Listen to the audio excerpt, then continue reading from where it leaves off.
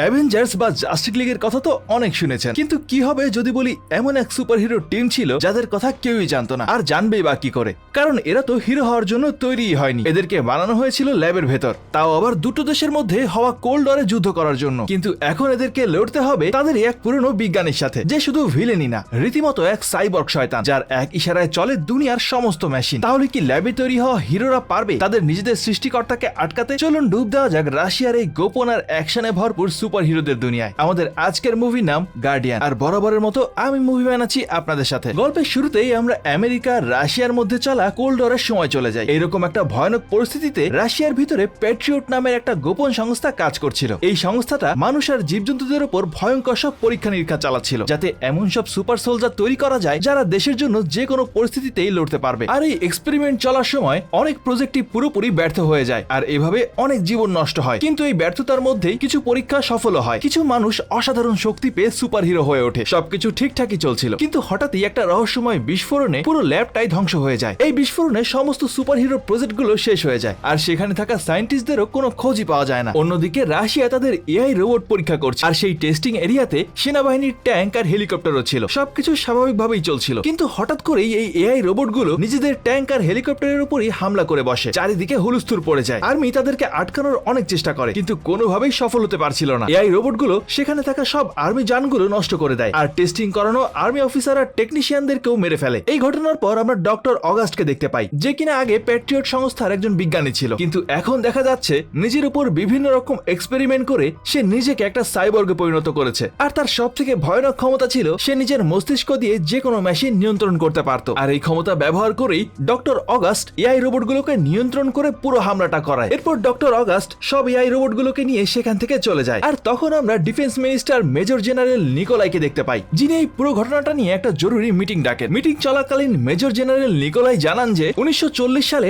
Doctor August patriot সংস্থার technical ডিপার্টমেন্টের প্রধান ছিলেন, আর সেই সময় অগাস্ট মডিউল 1 নামে একটা প্রজেক্টে কাজ করছিলেন, যার মাধ্যমে তিনি একটা বিশেষ রিমোটের সাহায্যে যে কোনো বৈদ্যুতিক মেশিন নিয়ন্ত্রণ করতে পারতেন। কিন্তু এই পরীক্ষাটা পুরোপুরি ব্যর্থ হয়, যার কারণে প্যাট্রিয়ট সংস্থা তার প্রজেক্টটা বন্ধ করার ঘোষণা করে। আর এর কারণেই ডক্টর অগাস্টের মনে প্যাট্রিয়টের প্রতি ঘৃণা জন্ম নেয়, আর আস্তে আস্তে সে প্যাট্রিয়টের প্রধান প্রফেসর ভিক্টরের উপর হিংসা করতে শুরু করে, কারণ ভিক্টর মানুষকে সুপার হিরো বানানোর প্রজেক্টে কাজ করছিলেন, আর তিনি সফলতাও পাচ্ছিলেন। আর এই হিংসা আর রাগের বশেই ডক্টর অগাস্ট নিজের পরীক্ষা সম্পন্ন করার জন্য ভিক্টরের গবেষণা চুরি করার সিদ্ধান্ত নেয়। এই সময় অনেক লোক মারা যায়, আর শেষ পর্যন্ত এই অপরাধের জন্য ডক্টর অগাস্টকে জেলে পাঠানো হয়। কিন্তু জেলেও তাকে বেশি দিন আটকে রাখতে পারে না। কিছুদিন পরেই সে কোনোভাবে জেল থেকে পালিয়ে যায়, আর নিজের পুরাতন ল্যাবে গিয়ে লুকিয়ে পড়ে। আর মিলিটারি যখন এই খবর পায়, তখন তারা ডক্টর অগাস্টকে ধরার জন্য তার ল্যাবে হানা দেয়। কিন্তু অগাস্ট আগে থেকেই আন্দাজ করেছিল যে মিলিটারি সেখানে পৌঁছে যাবে, তাই সে তার নিজের ল্যাবে আগে থেকে বোমা লাগিয়ে রেখেছিল। আর যেই আর্মির লোকেরা ল্যাবে ঢোকে, অমনি একটা বিশাল বিস্ফোরণ হয়, পুরো এলাকাটাই ধ্বংস হয়ে যায়, আর সেখানে থাকা সব মিলিটারি সৈন্যরা মারা যায়। ল্যাবটা পুরোপুরি নষ্ট হয়ে যায়। এই বিস্ফোরণের পর ডিফেন্স মিনিস্ট্রি ভাবে যে হয়তো ডক্টর অগাস্ট এই বিস্ফোরণেই মারা গেছে, কিন্তু সত্যিটা ছিল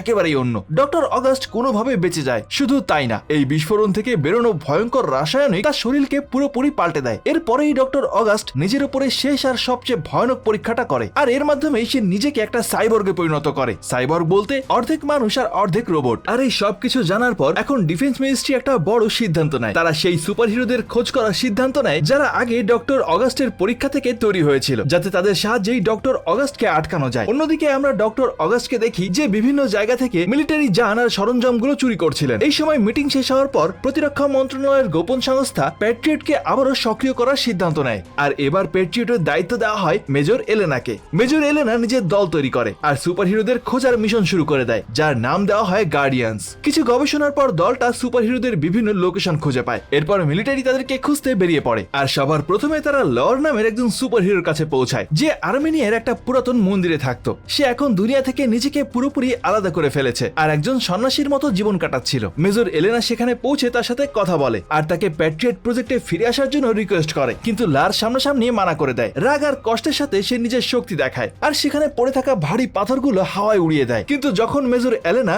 ডক্টর অগাস্ট আর মিলিটারি ট্রেনিং বেসে হামলা হওয়ার ব্যাপারটা জানায়, তখন লারের ব্যবহার বদলে যায়। ডক্টর অগাস্টের নাম শুনেই লার ভীষণ রেগে যায়। শেষ পর্যন্ত সে প্যাট্রিয়ট প্রজেক্টে কাজ করার জন্য রাজি হয়ে যায়, কারণ সে এখন ডক্টর অগাস্টের থেকে প্রতিশোধ নিতে চায়। এরপর আমরা খান নামের একজন সুপার হিরোকে দেখি। কিছু এজেন্ট তার উপর নিজেদের গাড়ি দিয়ে হামলা করছিল, কিন্তু খানের কাছে ছিল সুপার স্পিড আর মারাত্মক সুপার ব্লেডের শক্তি। সে চোখের পলকেই সেই গাড়িগুলো গাড়িগুলোর মধ্যে পৌঁছে যায় আর নিজের ব্লেড দিয়ে গাড়িগুলোকে মাঝখান থেকে কেটে দেয়। কিছুক্ষণের মধ্যে সব এজেন্ট মারা যায়। আর এরপর খান সামনে দাঁড়িয়ে থাকা লারকে দেখে আর লার তখন তাকে অফার করে, ডক্টর অগাস্টের কাছ থেকে প্রতিশোধ নিতে হলে আমার সাথে চলো। লারের কথা শুনে খান এক মুহূর্ত ভাবে আর তারপর কোনো কিছু না বলেই তার সাথে যাওয়ার জন্য রাজি হয়ে যায়। অন্যদিকে এরপর আমরা সোজা সাইবেরিয়াতে পৌঁছে যাই আর এখানে সেই মিলিটারি দল পৌঁছে গেছে তৃতীয় সুপার হিরোকে খুঁজতে। আর এই সুপার হিরোর নাম হলো আরসাস, যে কিনা জঙ্গলের মধ্যে একটা পরিত্যক্ত কেবিনে থাকতো। যেই আরসাস মিলিটারিকে দেখে সে নিজের বিস্ট ফর্মে বদলে যায় আর তাকে দেখতে অর্ধেক মানুষ আর অর্ধেক ভাল্লুকের মতো দেখাচ্ছিল। প্রথমে আরসাস মিলিটারির লোকদের উপর হামলা করে আর তাদেরকে মারতে শুরু করে, কিন্তু যখনই তার নজর খান আর লারের উপর পড়ে তখন সে জানতে পারে যে তারা দুজনেই ডক্টর অগাস্টের থেকে প্রতিশোধ নিতে চায়। তখন আরসাসও তাদের সাথে যাওয়ার জন্য রাজি হয়ে যায়। এরপর গল্প এগোলে আমরা মস্কোর একটা সার্কাস শো দেখি। এখানে জিনিয়া নামের একটা মেয়ে পারফরমেন্স করছিল। সে একটা বড় পুলে ঝাঁপ দেয় আর পানিতে পড়ার সাথে সাথেই অদৃশ্য হয়ে যায়। আসলে জিনিয়ার কাছে পানিতে অদৃশ্য হওয়ার সুপার পাওয়ার ছিল। শো শেষ হওয়ার পর জিনিয়া নিজের ড্রেসিং রুমে ছিল, তখনই হঠাৎ সেখানে খান চলে আসে। খানকে দেখেই জিনিয়া চমকে যায় আর তার উপর হামলা করে বসে। খান নিজের সুপার স্পিড ব্যবহার করে তার থেকে দূরে গিয়ে দাঁড়ায় আর তাকে বোঝানোর চেষ্টা করে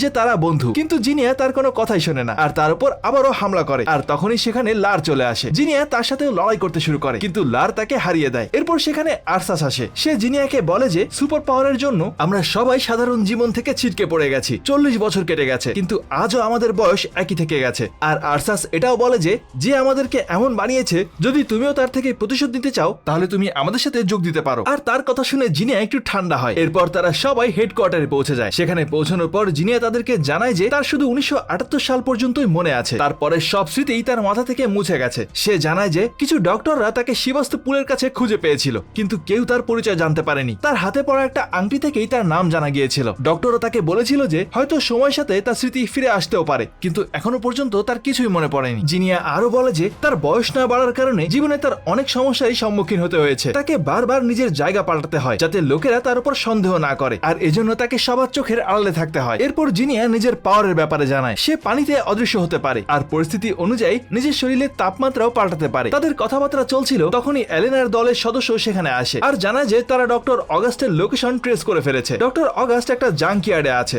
যেটাকে সে নিজের কমান্ড সেন্টার হিসেবে ব্যবহার করছে। আর এই খবর শুনেই সব সুপার হিরোরা জাঙ্কিয়ার্ডে পৌঁছে যায়। তখন সেখানে জোরের বৃষ্টি হচ্ছিল। বৃষ্টির সুযোগ নিয়ে জিনিয়া পানির সাথে অদৃশ্য হয়ে যায় আর ভয় না পেয়ে এগোতে থাকে। বাকিরা আলাদা আলাদা দিকে ভাগ হয়ে যায় আর ডক্টর অগাস্টকে খুঁজতে থাকে। এই সময় হঠাৎ হেডকোয়ার্টার থেকে তাদের সিগন্যাল কেটে যায়। অন্যদিকে ডক্টর অগাস্টের গার্ডরা জিনিয়াকে দেখে ফেলে, কারণ অগাস্ট তার গার্ডদেরকে এক্সট্রা ভিশন দিয়ে রেখেছিল। তারা জিনিয়ার শরীরের তাপমাত্রা আর তার লোকেশন দেখে ফেলে আর তাদের কাছে থাকা সুপার ওয়েপেন দিয়ে তাকে সেখানেই ফ্রিজ করে দেয়। অন্যদিকে খান আর আরসাস নিজেদের সুপার পাওয়ার ব্যবহার করে গার্ডদের উপর ঝাঁপিয়ে পড়ে আর এক এক করে তাদেরকে মারতে থাকে। কিন্তু যেই খান কিছুক্ষণের জন্য থামে, তখনই সেখানকার গার্ডরা সুযোগ বুঝে তার উপরে ইনজেকশন শুট করে দেয় আর ইনজেকশন লাগতেই খান সেখানেই অজ্ঞান হয়ে যায়। আর এভাবেই আরসাসকেও ডক্টর অগাস্টের গার্ডরা চালাকি করে ফাঁসিয়ে ফেলে। আর এগুলো দেখে লার তখন নিজের শরীরকে পাথর দিয়ে ঢেকে নেয়। সে নিজের দুই হাত একসাথে মাটিতে মারে, যার ফলে সেখানে একটা ভূমিকম্প তৈরি হয়। এরপর সে অনেক গার্ডদেরকে মারতে থাকে। তখনই ডক্টর অগাস্ট নিজেই সেখানে চলে আসে। লার তার উপরে পাথর দিয়ে হামলা করে আর দুজনের মধ্যে একটা ভয়ানক লড়াই শুরু হয়ে যায়। কিন্তু ডক্টর অগাস্টের উপর লারের হামলাগুলো তেমন কোনো ইফেক্ট ফেলতে পারছিল না। এক পর্যায়ে ডক্টর অগাস্ট লারকে অনেক মারে আর তাকে হাঁটুতে বসিয়ে তার কোমর ভেঙে দেয়। লার গুরুতরভাবে আহত হয়ে যায়। এরপর ডক্টর অগাস্ট সবাইকে একটা ম্যাগনেটিক শিল্ডওয়ালা চেম্বারে বন্ধ করে দেয়। সেখানে সে তাদেরকে বলে যে সে আগে থেকেই জানতো যে তারা সবাই এখানে আসবে, তাই সে তার গার্ডদেরকে তাদের সাথে লড়াই করার জন্য সুপার ওয়েপেন তৈরি করে দিয়েছিল। এরপর ডক্টর অগাস্ট তাদের সবাইকে তার সাথে যোগ দেওয়ার অফার দেয়, কিন্তু আরসাস সরাসরি নিষেধ করে দেয়। তখন ডক্টর অগাস্ট নিজের নিয়ন্ত্রণে থাকা চুরি করা ট্যাঙ্ক আর মিলিটারি যানগুলোকে সক্রিয় করে শহরের উপর হামলা করে বসে আর এই হামলায় শহরে অনেক মানুষের প্রাণ চলে যায়। এরপর আমাদেরকে নিউজ দেখানো হয়, যেখানে বলা হয় মিলিটারি ট্যাঙ্কগুলো চুরি হয়ে গেছে আর একজন অজানা শত্রু নিজের আর্মি নিয়ে মস্কোর দিকে এগোচ্ছে। আর তোমরা তো জানোই বন্ধুরা, রাশিয়ার রাজধানী হলো মস্কো, তাই দেশের রাজধানীতে যদি হামলা হয় তখন পরিস্থিতি ভয়ানক হয়ে উঠবে। যাই হোক, তখন আমরা ডক্টর অগাস্ট আর মেজর জেনারেল নিকোলাইকে একসাথে দেখি। আর এখানে আমরা একটা বিশাল বড় ব্যাপার জানতে পারি যে আসলে মেজর নিকোলাই ডক্টর অগাস্টের সাথে একটা গোপন চুক্তি করেছিলেন। চুক্তিটা ছিল যদি মেজর নিকোলাই সব সুপার হিরোদেরকে ডক্টর অগাস্টের হাতে তুলে দেন তাহলে অগাস্ট আর কোনো কিছুই নিজের নিয়ন্ত্রণে নেবে না। কিন্তু ডক্টর অগাস্ট মেজর নিকোলাইয়ের কথা মানেনি। আসলে পুরো রাশিয়া দখল করাই তার আসল উদ্দেশ্য ছিল, আর তাই সে এখানেই মেজর নিকোলাইকে নির্দয়ভাবে মেরে ফেলে। আসলে ডক্টর অগাস্টের উদ্দেশ্য শুধু প্রতিশোধ নেওয়া না, বরং পুরো দুনিয়াকেই সে নিজের নিয়ন্ত্রণে আনতে চাচ্ছিল। এর জন্য সে একটা বিশাল টাওয়ারকে উপড়ে ফেলে আর হেলিকপ্টারের সাহায্যে ফেডারেশন টাওয়ারের কাছে নিয়ে যায়। তার প্ল্যান ছিল দুটো টাওয়ারকে একসাথে জুড়ে রাশিয়ান স্যাটেলাইটে সিগন্যাল পাঠানো। যেই এই সিস্টেমটা শক সক্রিয় হবে সব স্যাটেলাইট গুলো তার নিয়ন্ত্রণে চলে আসবে, আর তারপর দুনিয়ার যে কোনো মেশিনই তার কাছ থেকে আর বাঁচতে পারবে না। অর্থাৎ সে যখন ইচ্ছা হবে দুনিয়ার যে কোনো মেশিন নিজের নিয়ন্ত্রণে আনতে পারবে। এই সময় মেজর এলেনা কমান্ড সেন্টার থেকে লারকে হেডকোয়ার্টারে নিয়ে আসে। যখন লারের জ্ঞান ফেরে তখন সে মেজর এলেনাকে জানায় যে অজ্ঞান অবস্থায় সে নিজের মেয়েকে দেখেছিল। সে নিজের মেয়েকে বুড়ো হতে আর নিজের চোখের সামনে মরতে দেখেছিল। সুপার পাওয়ারের কারণে তার বয়স বাড়েনি, কিন্তু তার মেয়ে সময়ের সাথে বুড়ো হয়ে গিয়েছিল, আর এই স্মৃতি তাকে ভেতর থেকে ভেঙে দিচ্ছিল। কিছুক্ষণ পর প্রফেসর ভিক্টর মেজর এলেনার সাথে দেখা করতে আসেন। তিনি জানান যে তিনি অনেক বছর ধরে লুকিয়েছিলেন, কিন্তু যখন তিনি নিউজে অগাস্টকে দেখেন তখন তাকে ফিরে আসতেই হয়। ভিক্টর বলেন যে অগাস্টকে হারানোর জন্য তার সাহায্য খুবই জরুরি। তিনি সাথে সাথেই লারের চিকিৎসা শুরু করে দেন, আর মেজর এলেনাকে অগাস্টের ল্যাবের ব্যাপারে জরুরি কিছু তথ্য দেন। এরপর মেজর এলেনা নিজের দলের সাথে অগাস্টের ল্যাবে পৌঁছায়, আর সেখানে তারা সব গার্ডদেরকে মেরে গার্ডিয়ানদেরকে বাঁচিয়ে নেয়। আর্সাস তখন মেজর এলেনাকে বলে যে সে প্রতিদিন আস্তে আস্তে একটা জানোয়ারে পাল্টে যাচ্ছে, আর তার ভয় হয় কোনোদিন হয়তো সে পুরোপুরি ওই ভাল্লুক হয়ে যাবে আর কখনোই সে নিজের মানুষ রূপে ফিরতে পারবে না। কিন্তু মেজর এলেনা তখন তাকে সাহস দেয় যে সে এমনটা কিছুতেই হতে দেবে না, আর হয়তো প্রফেসর ভিক্টর তাকে এই ব্যাপারে সাহায্য করতে পারবে। অন্যদিকে আমরা প্রফেসর ভিক্টরকে অগাস্টের ল্যাবে তার প্রজেক্ট স্টাডি করতে দেখি। তখনই হঠাৎ সেখানে ডক্টর অগাস্ট চলে আসে। ভিক্টর তাকে দেখেই বলে যে আমি তোমাকে ধোকা দিয়েছিলাম, আসলে ওই সুপার হিরো প্রজেক্টে আমাদের দুজনেরই একসাথে কাজ করার কথা ছিল, কিন্তু আমি সেটা না করে নিজে একাই কাজ করেছিলাম, তুমি আমাকে মাফ করে দাও। ডক্টর অগাস্ট রেগে গিয়ে বলে যে এখন আমি পুরো দুনিয়াকে দেখাবো যে আসল জিনিয়াসকে। এটা বলেই সে সেখানে কিছু বিষাক্ত গ্যাস ছেড়ে দেয় আর সেখান থেকে চলে যায়, আর এই বিষাক্ত গ্যাসের কারণে ভিক্টর সেখানে অজ্ঞান হয়ে যায়। এরপর আমরা ডক্টর অগাস্টকে দুটো টাওয়ারকে জুড়ে স্পেস ট্রান্সমিটার সেট করতে দেখি, আর যখনই সে সিস্টেমটা অ্যাক্টিভেট করে মেজর এলেনা আর তার দলের কাছে খবর পৌঁছে যায়, আর মেজর এলেনার সাথে সাথেই ফাইটার জেটগুলোকে ডক্টর অগাস্টের উপর হামলা করার আদেশ দেয়। কিন্তু ডক্টর অগাস্ট নিজের রোবট আর্মির সাহায্যে সব ফাইটার প্লেনগুলোকে ধ্বংস করে দেয়। আর অন্যদিকে তখন আমরা একটা উঁচু বিল্ডিং এর উপর খান আর এলেনাকে দাঁড়িয়ে থাকতে দেখি। খান এলেনাকে জানায় যে একটা লড়াইয়ের সময় নিজের ভাইকে হারানোর চেষ্টায় সে নিজের সুপার পাওয়ারের উপর কন্ট্রোল রাখতে পারেনি, আর ভুল করে নিজেই নিজের ভাইকে মেরে বসে। এই কথাটা আজও তাকে ভেতর থেকে খাচ্ছে। এরপর এলেনা হেডকোয়ার্টারের সবাইকে জানায় যে তাদের সবার জন্য বিশেষ সুপার হিরো স্যুট আর অস্ত্র তৈরি করা হয়েছে যা তাদের সুপার পাওয়ারকে আরো বাড়িয়ে দেবে। সে সবার প্রথমেই আর্সাসকে একটা অটোমেটিক ক্যানন দেয় যেটা তার নার্ভাস সিস্টেমের সাথে কানেক্ট থাকবে, আর যেখানেই আর্সাস ফোকাস করবে সেখানেই ফায়ার করবে। জিনিয়াকে এমন একটা স্যুট দেওয়া হয় যা দিয়ে সে যে কোনো সময় অদৃশ্য হতে পারবে। এখন তাকে অদৃশ্য হওয়ার জন্য পানির দরকার হবে না, আর সে যে জিনিসটাকেই ছোবে সেই জিনিসটাও তার সাথেই অদৃশ্য হয়ে যাবে। আর লারের স্যুটে একটা বিশেষ ধরনের পাথর লাগানো ছিল যার সাহায্যে সে নিজের পাওয়ার ব্যবহার করে যে কোনো জায়গাতেই পাথরের চাবুক তৈরি করতে পারত। এরপর আমাদেরকে খানের স্যুট দেখানো হয়, সেখানে আগের থেকে অনেক বেশি ধারালো আর ভয়ঙ্কর দুটো ব্লেড লাগানো ছিল। খানের এই স্যুটটা এমন ভাবে ডিজাইন করা হয়েছিল যে এখন আর তার উপর গুলি আর ইনজেকশনের কোনো প্রভাবই পড়বে না। এরপর তারা সবাই নিজেদের নতুন স্যুট আর অস্ত্রের সাথে ট্রেনিং শুরু করে দেয়। লাগাতার কঠিন ট্রেনিং আর পরিশ্রমের পর তারা সবাই নিজেদের স্যুট আর অস্ত্রগুলোর উপর পুরোপুরি নিয়ন্ত্রণ করতে শিখে যায়। অন্যদিকে ডক্টর অগাস্ট রাশিয়ান স্যাটেলাইটের সিগন্যাল পাঠানোর জন্য দুটো টাওয়ারকে চার্জ করছিল। তার প্ল্যান পরিষ্কার ছিল, যেই স্পেস ট্রান্সমিটার সক্রিয় হবে স্যাটেলাইটের সিগন্যাল পাঠিয়ে দেওয়া হবে, আর এই সব কিছু আটকানোর জন্য গার্ডিয়ানদের কাছে মাত্র 1 ঘন্টা সময় বাকি ছিল। মেজর এলেনা দুটো টাওয়ারের চারপাশে তৈরি শিল্ড বন্ধ করার জন্য একটা প্ল্যান তৈরি করে। প্ল্যান অনুযায়ী শিল্ড বন্ধ হতেই সবাইকে সাথে সাথেই সেখান থেকে বেরিয়ে আসতে হবে, কারণ এরপর মিলিটারি মিসাইলের সাহায্যে দুটো টাওয়ারকেই ধ্বংস করে দেওয়া হবে। প্ল্যান অনুযায়ী সবাই এগোতে থাকে। লার একটা গোপন টানেলের সাহায্যে প্রথমে টাওয়ারে ঢুকে যায় আর নিজের ইলেকট্রিক চাবুক দিয়ে সেখানে থাকা সব গার্ডদেরকে মেরে ফেলে। অন্যদিকে আর্সাস নিজের অটোমেটিক ক্যানন নিয়ে দ্বিতীয় টাওয়ারের গার্ডদেরকে শেষ করে, আর সেখানে জিনিয়াও অদৃশ্য হয়ে তার সাথে ফাইট করে। সব গার্ডদেরকে মারার পর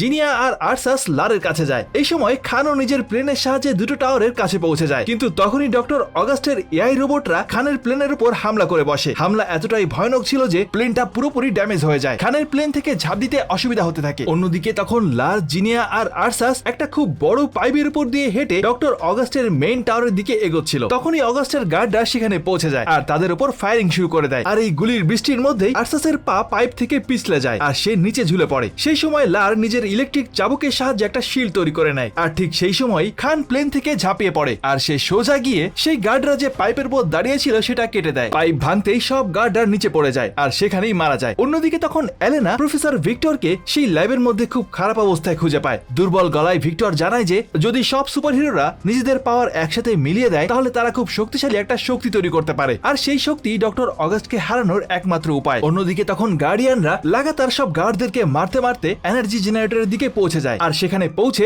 জিনিয়া নিজের শরীরে তাপমাত্রা বাড়িয়ে জেনারেটরটাকে ধরে ফেলে। এটা তার জন্য খুবই কষ্টকর ছিল, তবুও সে কোনো মতেই হার মানে না। এক পর্যায়ে জিনিয়া জেনারেটরটাকে শর্ট সার্কিট করে দেয়, আর এর ফলে অগাস্টের সেই টাওয়ারের সিগন্যাল পাঠানোর জন্য পাওয়ার কম পড়ে যায়। কিন্তু এই কাজটা করতে গিয়ে জিনিয়া প্রায় অজ্ঞান হয়ে পড়েই যাচ্ছিল, কিন্তু আরসাস তখন কোনো মতে তাকে সামলে নেয়। জেনারেটর বন্ধ হতেই সেই টাওয়ারের শিল্ড সরে যায়। এটা দেখে এলেনা আর তার দল খুশি হয়ে যায়। তারা সাথে সাথেই টাওয়ারের দিকে মিসাইল অ্যাটাকের আদেশ দেয়, কিন্তু এলেনা তাদের গার্ডিয়ানদের বাইরে বেরোনোর জন্য একটু সময় চায়। আর এই সময় গার্ডিয়ানরা সোজা ডক্টর অগাস্টের সাথে লড়াই করতে চলে যায়। আরসাস তার উপর নিজের ক্যানন দিয়ে ফায়ার করতে যাচ্ছিল, কিন্তু অগাস্ট তার মেশিনটাকে নিয়ন্ত্রণ করে বন্ধ করে দেয়। এরপর লার নিজের ইলেকট্রিক চাবুক দিয়ে হামলা করে, কিন্তু অগাস্ট তার চাবুক ধরে তাকে দূরে ছুড়ে ফেলে দেয়। খানও তার উপর অ্যাটাক করে, কিন্তু অগাস্ট তাকেও হারিয়ে দিয়ে দূরে ফেলে দেয়। তখনই জিনিয়া নিজের পাওয়ার দিয়ে লারকে অদৃশ্য করে দেয়, আর হঠাৎ সামনে এসে নিজের ইলেকট্রিক চাবুক দিয়ে অগাস্টকে ধরে ফেলে। আর এই সুযোগেই খান আবারও হামলা করার চেষ্টা করে, কিন্তু অগাস্ট নিজের শক্তি দিয়ে চাবুকটাকেই ভেঙে ফেলে আর সবাইকে একসাথে তার এনার্জি দিয়ে দূরে ছুড়ে মারে। আরসাস নিজের বিস্ট মুডে এসে অগাস্টের উপর হামলা করে, কিন্তু এখন অগাস্ট এতটাই শক্তিশালী হয়ে গিয়েছিল যে সে এক ঘুষিতেই আরসাসকে নিচে ফেলে দেয়। আর এই সময় খানের নজর পড়ে উপরে উঠতে থাকা একটা প্লেনের উপর, আর তারা এত চেষ্টার পরেও অগাস্টকে হারাতে পারছে না দেখে অবশেষে এখান থেকে চলে যাওয়ার প্ল্যান করে। তাই খান তখন তার নিজের ব্লেডের সাথে একটা দড়ি বেঁধে সেটা প্লেনের দিকে ছুঁড়ে মারে, আর সেই দড়ির সাহায্যেই তারা চারজন একসাথে বিল্ডিং এর উপর থেকে উড়ে চলে যায়। আর ঠিক তখনই মিলিটারি দুটো টাওয়ারের উপরে মিসাইল লঞ্চ করে দেয়, কিন্তু টাওয়ার পর্যন্ত পৌঁছানোর আগেই ডক্টর অগাস্ট সেই মিসাইলগুলো নিয়ন্ত্রণ করে মাঝ আকাশেই সেগুলো ধ্বংস করে ফেলে। আর এরপর সে ওই প্লেনটাকে নিয়ন্ত্রণ করতে শুরু করে, আর পুরো প্লেন সহ গার্ডিয়ানদেরকে নিচে ক্রাশ করে দিতে যাচ্ছিল। কিন্তু তার আগেই খান দড়িটা কেটে দিয়ে সবাই মিলে নিচে থাকা নদীতে পড়ে যায়। আর তখন সেখানে মেজর এলেনা এসে তাদেরকে সেই কথাটা বলে যেটা তাকে ভিক্টর বলেছিল, যদি তারা সবাই নিজেদের পাওয়ার একসাথে মিলিয়ে দেয় তাহলে তারা এতটাই শক্তিশালী হয়ে যাবে যে ডক্টর অগাস্টকে হারাতে পারবে। গার্ডিয়ানরা তাই করে আর নিজেদের সব পাওয়ার লারকে ট্রান্সফার করতে থাকে। আর লারের ভেতরে তখন একটা ভয়ানক শক্তি জমা হয়। যখন সে সেটাকে টাওয়ারের দিকে ছড়ে তখন সেখানে একটা ভয়ানক বিস্ফোরণ হয়, দুটো টাওয়ারই পুরোপুরি ধ্বংস হয়ে যায় আর ডক্টর অগাস্টও সেখানেই মারা যায়। এরপর নিউজে দেখানো হয় যে মস্কোকে মিলিটারি একটা অজানা শত্রুর হাত থেকে বাঁচিয়েছে। আসলে গার্ডিয়ানদের পরিচয় তখনও পাবলিক করা হয়নি। সবকিছু শেষ হওয়ার পর এলেনা সব গার্ডিয়ানদেরকে ধন্যবাদ জানায়, আর এই ঘটনার পর জিনিয়ার স্মৃতিও ফিরে আসে, আর এরপর সবাই সেখান থেকে চলে যায়। কিন্তু তখনই মেজর এলেনা জানায় যে বাকি গার্ডিয়ানদেরকেও পাওয়া গেছে, আর এই গল্পটা এখানেই শেষ হয়ে যায়। এভাবেই মস্কের আকাশ থেকে জমে থাকা কালো মেঘ কেটে গেল, কিন্তু রেখে গেল এক গভীর শিক্ষা। এই গল্পটা আমাদেরকে মনে করিয়ে দেয় কোনো ব্যক্তির জন্ম বা সৃষ্টির উদ্দেশ্য তার আসল পরিচয় হতে পারে না, কর্মই তার আসল পরিচয় গড়ে তোলে। এই গার্ডিয়ানসদেরকে তৈরি করা হয়েছিল ধ্বংসের জীবন্ত অস্ত্র হিসেবে, কিন্তু তারা নিজেদেরকে বেছে নিল মানবতার রক্ষক হিসেবে। অন্যদিকে তাদের সৃষ্টিকর্তা ডক্টর অগাস্ট ক্ষমতার লোভে নিজের মনুষ্যত্বকে বিসর্জন দিয়ে নিজেই এক যন্ত্রে পরিণত হয়ে গিয়েছিল। তাদের বিজয় শুধু শক্তির প্রদর্শন ছিল না, ছিল একতার জয়। যখন তারা নিজেদের সমস্ত শক্তি একে অপরের হাতে তুলে দিল তখনই অশুভ শক্তির পতন ঘটেছে। পৃথিবী হয়তো কোনোদিনও জানবে না যে তাদের আসল ত্রাণকর্তা কারা। পর্দার আড়ালে থাকা এই নায়কেরাই আমাদেরকে শিখিয়ে যায় প্রকৃত বীরত্ব খ্যাতি বা স্বীকৃতির জন্য অপেক্ষা করে না, বরং সঠিক সময়ে সঠিক কাজটা করার মধ্যেই তাদের সার্থকতা খুঁজে নেয়। আর এখন চলে যাচ্ছি সরাসরি আমাদের মুভি ম্যানের ফ্যান সেকশনে। আমাদের আজকে সেরা মন্তব্যকার হিসেবে নির্বাচিত হয়েছেন মোহাম্মদ জাকির ভাই। তিনি বলেছিলেন, আমি চাঁদপুর জেলা ফরিদগঞ্জ থেকে রূপসা বাজার থেকে ভিডিওটি দেখছি। আপনাকে অসংখ্য ধন্যবাদ জাকির ভাই, আর এভাবে আমাদের পাশে থাকার জন্য আপনাদের সবাইকে জানাই অন্তরের অন্তঃস্থল থেকে অসংখ্য ধন্যবাদ। আজকের মতো বিদায় নিচ্ছি, আবারও দেখা হবে নতুন কোনো মুভির গল্প নিয়ে। ততদিন পর্যন্ত সবাই ভালো থাকুন, আর অবশ্যই ভালোকে ভালোবাসুন।